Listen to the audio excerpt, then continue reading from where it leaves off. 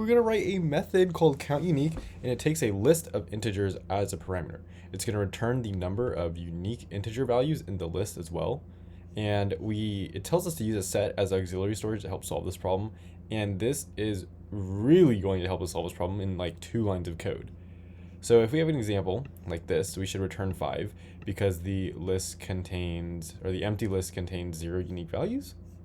Okay, well, our method should return 5 because we are going to axe all of the duplicates right here. So we take out this 3, take out this 7, take out this 3, take out this 2 right here, and take out this 15, and that should leave us with around 5. So let us do this. We are passing in a list type integer, it's list. Let's make a set. So to make a set, we're going to do set, it's going to be our type integer. I'll just call it set1, and we'll set it equal to a new. And when we do sets and such, we are going to want it to be equal to a hash set. And a set is another list, but the difference is that it gets rid of any values that are the same in the list. So that's why we're using it here.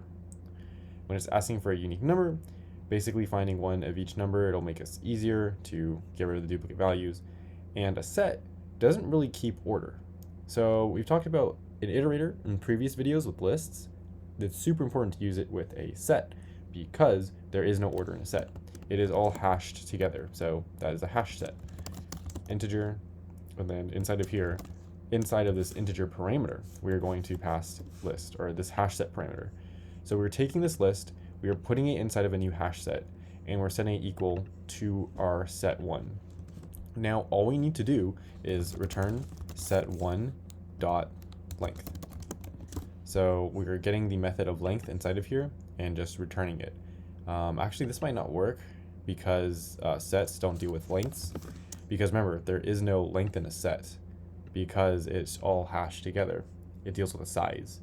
So we have set1 dot size because again, there's no length, there's only a size.